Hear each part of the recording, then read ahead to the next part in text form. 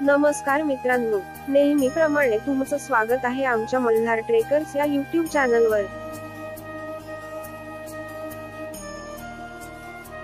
आज आपण या व्हिडिओ मार्फत सातारा येथील माहुली तीर्थक्षेत्राची माहिती घेणार आहोत।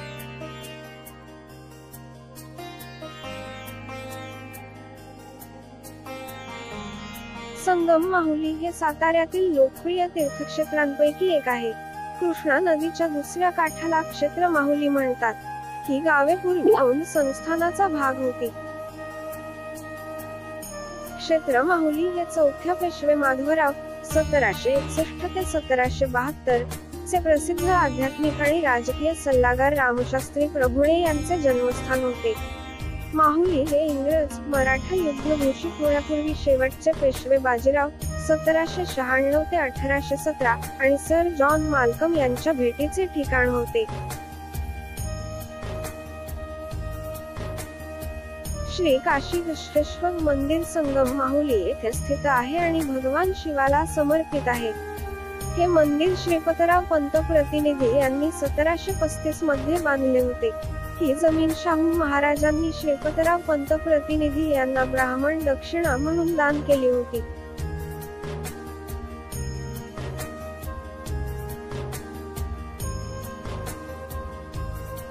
विश्वेश्वर मंदिर हे कृष्णा नदीच्या काठावर हेमाडपंथ शैलीत बांधले गेले। मंदिरात सभा मंडप, अंतराळ आणि गर्भगृह आहे। मंदिराचा आराखडा बेसल दगडाने बांधलेला 50 फूट लांबी आणि 20 फूट रुंदीचा आहे। गर्भगृहात प्रमुख देवता भगवान शिव शिवलिंगाच्या रूपात प्रकट झाले। गर्भगृहाच्या आतील शिल्पे अतिशय सुंदर आणि अतिशय सुबकपणे कोरलेली आहेत। गर्भगृहाकडे जाणाऱ्या भिंतींवर गणपती आणि पार्वतीच्या मूर्ती आहेत। एका दगडात कोरलेली 60 फूट उंच दिव्यांची चौकट असून त्यात तेलाचे दिवे लावण्याची सोय आहे। मंदिराच्या प्रवेशद्वारावर उत्कृष्ट नक्षीकाम केलेले घुमट असलेले नंदी मंदिर आहे। क्षेत्र माहुली येथे कृष्णा नदीच्या पलीकडे विश्वेश्वर मंदिरासमोर रामेश्वर मंदिर आहे। हे मंदिर देखील भगवान शिवाला समर्पित आहे आणि विश्वेश्वर मंदिराच्या तुलनेत खूपच लहान आहे। मंदिरात विटा आणि चुन्याने बांधलेला नगारा शैलीचा शिखर आहे। येथे मुख्य शिवलिंग सुंदर असून त्याच्या भोवती पाण्याने वेढलेले आहे। रामेश्वर मंदिरात जाण्यासाठी पर्यटकांना कृष्णा नदीवरील पूल ओलांडून जावे लागते।